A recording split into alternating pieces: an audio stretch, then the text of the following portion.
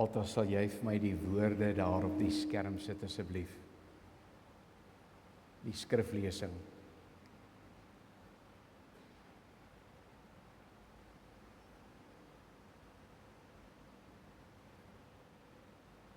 Daar is hy. Ek het gesê dat ons baie keer nie so gedeelte lees nie. Ons lees baie keer nie naamlyste in die Bybel nie, want ons sê vir onsself, dit sê eintlik niks nie. Dit is net 'n klomp geskiedenis wat vir ons gegee word. Christo, ek hoor hier 'n bietjie van 'n kringfluit op die mikrofoon of luidspreker hier voor. Ek wil vanmôre vir ons hierdie gedeelte lees en dan kyk ons bietjie wat die Here vir ons uit hierdie gedeelte vir ons wil sê. Die geslagsregister van Jesus Christus, die seun van God, die seun van Abraham. Abraham het Isak verwek, Isak het Jakob verwek. Jakob het Juda en sy broers verwek. Juda het Peres en Serag by Tamar verwek. Peres het Gesron verwek. Gesron het Ram verwek. Ram het Aminadab verwek. Aminadab het Nagson verwek. Nagson het Salmon verwek. Salmon het Boas by Ragab verwek. Boas het Obed by Rut verwek. Obed het Isaai verwek. En Isaai het Dawid die koning verwek. Dawid het Salomo by die vrou van Uria verwek. Salomo het Rehabiam verwek. Rehabiam het Abia verwek. Abia en Asa het Asa verwek. Asa het Josafat verwek. Josafat het Joram verwek. Joram het Osia verwek. Osia het Jotam verwek. Jotam het Agas verwek. Agas het Hiskia verwek. Hiskia het Manasse verwek. Manasse het Amnon verwek. En in die tyd van die wegvoering na Babylon het Josia Jojagin en sy broers verwek. Na die wegvoering na Babylon het Jojagin Sealtiel verwek. Sealtiel het Serubabel verwek. Serubabel het Abihud verwek. Abihud het Eliakim verwek. Eliakim het Asor verwek. Asor het Sadok verwek. Sadok het Achim verwek. Achim het Elihud verwek. Elihud het Eliezer verwek. Eliezer het Matan verwek. Matan het Jakob verwek. En Jakob het Josef verwek, die man van Maria, uit wie Jesus, wat bekend staan as Christus, gebore is. 'n Lang naamlys, en as 'n mens nou so aangaan en sê jy, okay, kom ons fast forward nou bietjie, praat bietjie vinniger dominee, want ek het 'n idee wat jy wil sê, en tog is hier 'n verskriklike kragtige boodskap in hierdie naamlys opgeteken. Christo, ek weet nie, moet ek hierdie ding dalk afsit? Jan, of Willie, net vir daai speakers net afsit asseblief. Want ek hoor hierso, Christo sukkel so 'n bietjie, skakel net altyd.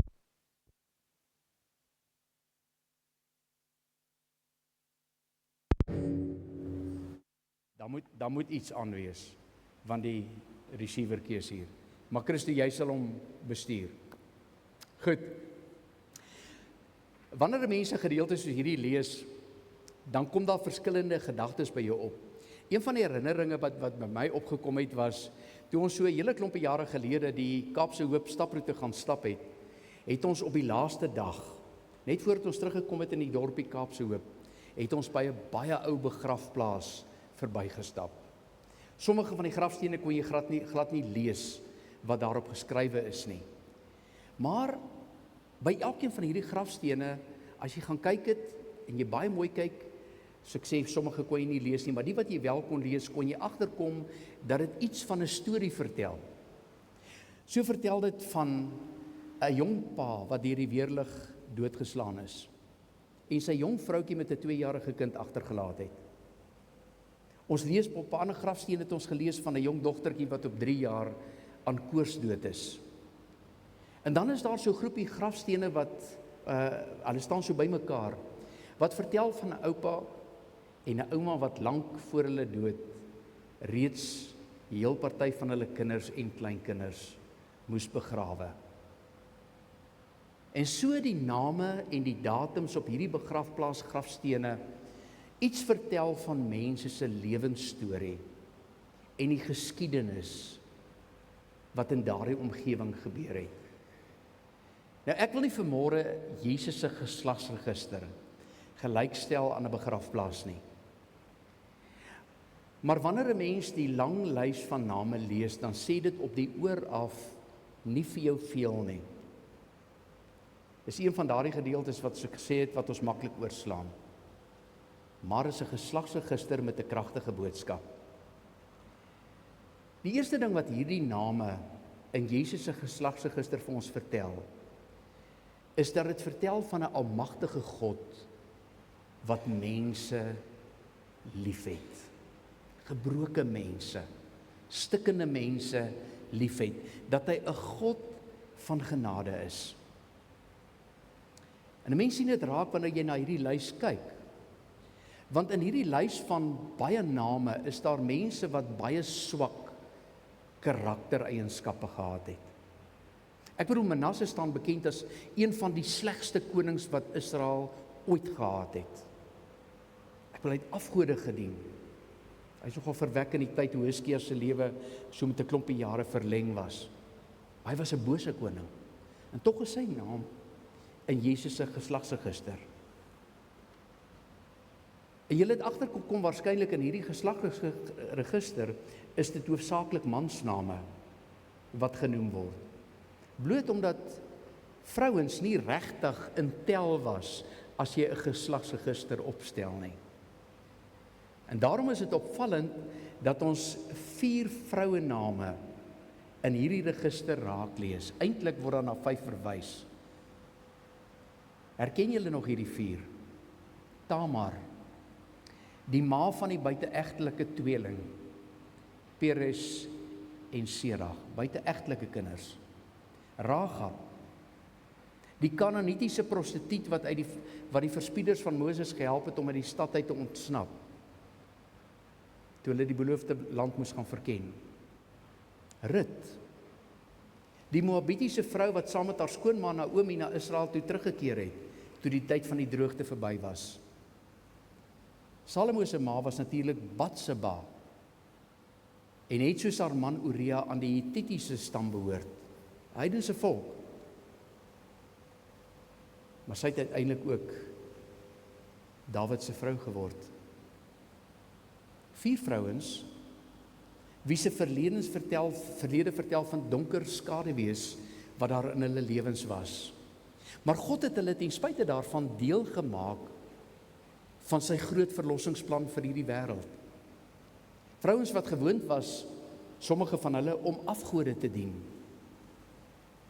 Enkeles het 'n losbandige lewe geleef.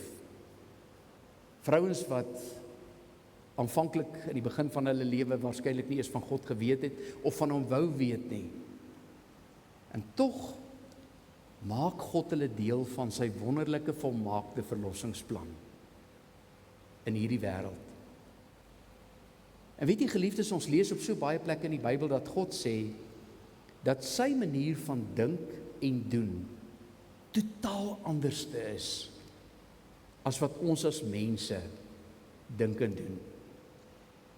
Die Jode van destyds sou lankal gereed gestaan het om sommige van hierdie vrouens met klippe dood te gooi. Hulle sou hulle uit hulle gemeenskap uit verban. Niks met hulle te doen wil hê nie. Maar God het genade aan hulle bewys. En God wou hulle gebruik om uit hulle nageslag die beloofde Messias te laat voorkom, die verlosser van die wêreld. God het hulle gekies en hulle lewens radikaal verander en hulle was kosbare instrumente in sy hand. En miskien moet ons iets ook uit hierdie deel van Jesus se geslagsregister leer. Ons veroordeel mense baie keer so maklik. Ons skryf hulle af. Ons sê sommer hulle is sleg. Wil niks met hulle te doen hê nie. En dan sê ons vir onsself, ek het eintlik 'n rede om nie by hulle betrokke te wees nie. Uit die Here Jesus se geslagregister leer ons vanmôre dat dit nie so mag wees nie. Dit kan nie so wees nie. Want dit is nie hoe God met mense werk nie. Net soos wat hierdie vrouens se lewens verander het, toe God deel geword het van hulle lewe, kan God vandag nog elke mens se lewe verander, ten goeie verander, om uiteindelik 'n nuwe lewe en 'n lewenstyl tot gevolg te hê. God het sy genade aan hierdie sondaars bewys wat nie eers deel was van die uitverkore volk nie. Losbandige en heidense vrouens. Hulle word ingetrek in die verbondsvolk. Mense amper kon sê dat daar donker kolle in Jesus se voorgeslag is. Jy weet mos, as jy oor jou eie voorgeslag dink, kan jy dalk met dankbaarheid vanmôre sê, ja, die Here het my geseën met wonderlike voorouers. Miskien is daar iemand wat sê, weet jy, daar is van my familie oor wie ek nie eers wil praat nie. Wil nie saam met hulle wees nie. Maar en is belangrik om te hoor, toe die Here Jesus hierdie vrouens, hierdie losbandige heidense vrouens ingetrek het in sy verlossingsplan, het hy die geboorte van Christus nie minder, het hy nooit minder seun van God geword nie. Hy was nog steeds God. Kersfees verkondig die boodskap van God se liefde en deernis vir alle mense. Paulus praat hieroor in Efesiërs 2, as hy sê dat God uit alle stande, uit alle agtergronde, tale, kulture, mense bymekaar bring om sy nuwe volk op hierdie aarde te wees. God breek die skeidsmure af wat tussen mense bestaan, skeidsmure wat deur mense gebou word. Die feit dat ons wat nie Jode is nie, Kersfees kan vier, is juis die getuienis dat God ook vir ons naby aan hom gebring het, ons deel gemaak het van sy nuwe volk. Geliefdes, die Christuskind is gebore om vir die hele wêreld redding, goddelike vrede en innerlike vreugde te bring. 'n Tweede saak wat vir my uitstaan in hierdie geslagsregister van Jesus, is dat hierdie lys iets sê van God se almag. En as 'n mens nie fyn lees nie, dan gaan jy dit waarskynlik nie eens agterkom nie. Dit lê in die woorde, paar woordjies, wat amper weggesteek is in vers 16, as jy vinnig lees.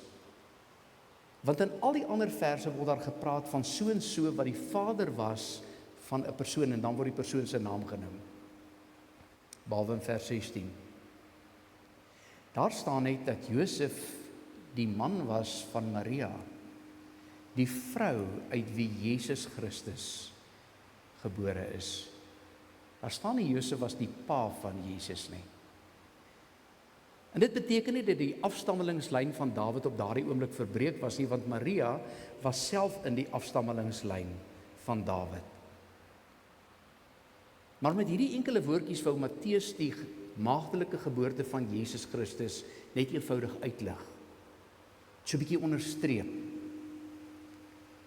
Want Maria was 'n vrou wat genade ontvang het by die Here, sodat sy uit al die vroue die geseënde een sou wees uit wie die Christuskind gebore sou word. Sy het swanger geraak deur die Heilige Gees. En met die geboorte moes sy hom Jesus noem. Hy wat Immanuel is, God by ons. En deur hierdie geboorte het God sy almag bewys. Hoe hy iets kan doen wat mense nie verstaan nie en wat hulle nie kan verklaar nie. En sommige mense wil dit nie glo nie, daar selfs teoloë wat sê hulle glo dit nie. Maar dit is die waarheid. En God het 'n mens geword om vir 'n tyd lank in die gestalte van Christus op hierdie aarde te kon woon. En dis 'n konsep wat ons baie moeilik verstaan. Hoe kan God wat in die hemel is dan nou 'n mens word? Ek wil probeer om dit te verduidelik aan die hand van 'n voorbeeld uit die Griekse dramas van baie jare gelede. En verstaan my asseblief baie mooi. Enige vergelykings of beelde wat ons gebruik, is gebrekkig en kan nie reg laat geskied aan die grootheid van God nie. So ek probeer nie vir God kleiner maak of aftrek nie, maar ek probeer net iets verduidelik. Die Grieke was baie bekend daarvoor dat hulle lief was vir die teater, vir toneelstukke. Maar dan was daar kere wanneer daar nie genoeg akteurs was om al die rolle te vertolk nie. En dan sou 'n akteur bloot net met die opsit van 'n masker 'n ander karakter vertolk. So as ek masker A opsit, dan is ek daai persoon. As ek die volgende masker van persoon B opsit, dan is ek daai persoon. Al die tyd is dit dieselfde akteur met verskillende maskers. Wanneer God homself aan ons openbaar, doen hy dit in die persoon van die Vader en van die Seun en van die Heilige Gees. En met alle respek gesê, sou ons amper kon sê dat hy elke keer net 'n ander masker opsit, homself op 'n ander manier vir ons wys. Maar hy bly nog steeds dieselfde God. Hy verander nie.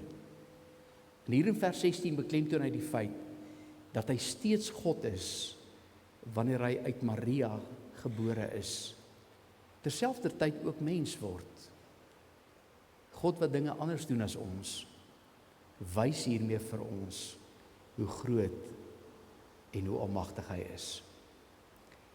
Die derde en die laaste saak waarby ek vanmôre wil stil staan, is dat hierdie lang lys van name vir ons iets vertel van die manier waarop God oor hierdie wêreld regeer. Het gaan met ander woorde oor die koningskap van God.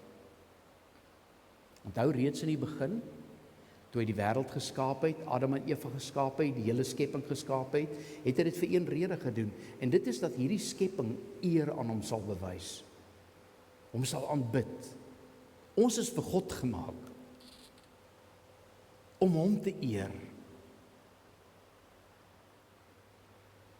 En God het in die mens iets ingeskape wat hy nie in die res van sy skepping ingeskep het nie, en dit is die vermoë om te kan kies of ons God gaan aanbid en God gaan eer en God gaan lief hê met ons hele mens wees. Ons kan kies. En dit het skeef geloop. Hierdie plan het in 'n sekere sin skeef geloop toe die mens gekies het om God as te ware eenkant toe te skuif en sy eie planne te maak. Was reg deur die geskiedenis of so gewees. En God kon die mens afskryf. Hy kon die mens vernietig, hy kon die mens uitvee, alles net hier stop, maar hy doen dit nie. Want die heilige en regverdige God wat sê dat hy verseker alle sonde sal straf, het in sy liefde en in sy genade gekies om aan die mens nog 'n kans te gee. Om weer te kies of ons in 'n liefdesverhouding met God gaan lewe. En daarom het hy op 'n mensvreemde manier gekies om in die persoon van Jesus Christus 'n mens te word. En die straf wat ons moet kry op hom te neem, en deurdat ons kies om in hom te vertrou, vry word van die effek van sonde, die ewige effek daarvan. Die geslagsregister van Jesus wys hoe God as ware sy verlossingsplan ontvou, so half uitpak in die geskiedenis. Deur al die jare, en ten spyte van al die teleurstellings wat die mens God gebring het, kon niks vir God van koers afbring om sy verlossingsplan uit te voer nie. Deur al die onstuimigheid van die wêreld, oorloë, opstande, natuurrampe, noem dit maar op, het God van geslag tot geslag voortgegaan om mense te gebruik in sy groot plan, ten spyte van mense soos Manasse. Manasse se naam staan nogal uit as 'n absolute goddelose koning. 'n Lys wat vertel hoe God sy hand van genade oor hierdie wêreld hou, al voel dit soms of alles skeefloop. En miskien is dit net die boodskap wat elke gelowige in Suid-Afrika en seker ook elders in die wêreld opnuut moet hoor en aan ons harte moet vasknoop. Want ons raak maklik moedeloos. As ons sien as leiers haaks raak of daar praatjies van geweld is, ons raak maklik pessimisties en swartgallig as ons lees van die haat en die geweld in die wêreld. Daar's baie redes waarom mense pessimisties en moedeloos word. Maar die grootste rede is seker die feit dat ons geneig is om ons oë van die Here af te haal en staat te maak op onsself en op ons eie vermoëns. En dan bou ons vertroue op dit wat ons self en ander mense vir ons kan doen. Elke mens vind een of ander tyd uit dat ander mense teleurstel, dat ons eie vermoëns beperk is. En daarom moet ons vertroue vind in hom wat gewys het dat hy altyd getrou sal bly, dat hy altyd die koning van hierdie wêreld sal wees, al ontken die wêreld hom, al vloek die wêreld hom, hy bly die koning. En daarom glo ek met my hele hart dat ons moet ophou met soveel vertroue in mense en aardse dinge te leef. En dat ons in die plek daarvan 'n vertroue in God sal ontwikkel en sal laat groei. As ek nie antwoorde het nie, sê Here, ek weet nie, maar ek vertrou U. Vertrou U regtig. Hy wat reeds 'n verlossingsplan vir hierdie wêreld gehad het van die begin af. Hy wat sy almag bewys het deur sy verlossingsplan uit te voer en niemand kon dit stop nie. Hy wat beloof het, ek kom weer. En ek gaan 'n einde kom maak aan die seerkry van hierdie wêreld. Geliefdes, anders as wat baie mense sou dink, het ons vanmôre gehoor dat selfs Jesus se geslagsregister 'n boodskap van hoop het. 'n Boodskap van God se onverstaanbare en onbeskryflike groot liefde vir sondaars. Dat niemand ooit te sleg of te sondig is om deel te word van God se verbondsvolk nie. 'n Boodskap wat vertel van God se almag en dat hy in staat is om die onmoontlike te laat gebeur. 'n Boodskap wat vertel van God se koningskap, hoe hy deur 'n wonderlike verlossingsplan mense vrymaak van die houvas van sonde en veral dan op die ewige effek, vernietigende effek van sonde. Ek wil afsluit. Iewers in die toekoms sal mense dalk by elkeen van ons se grafsteen staan of dalk 'n onthou storie oor ons lewens vertel. Watter storie gaan jou en my grafsteen vertel? Of die onthou storie oor ons lewe wees as mense daaroor praat? Gaan dit, en ek hoop nie so nie, gaan dit dalk die hartseer verhaal wees van 'n persoon wat van God gehoor het, maar nooit by 'n punt gekom het waar hy of sy vertroue of haar vertroue in Christus geplaas het en gesê het, hy is my koning. Hy is my verlosser. Vertrou op hom. Of gaan dit 'n onthou storie wees, 'n grafsteen wees wat vertel van iemand wat die Here Jesus ontmoet het en gekies het om naby hom te leef. Die dag toe ek en jy Christus in die geloof aangeneem het as 'n persoonlike verlosser en saligmaker.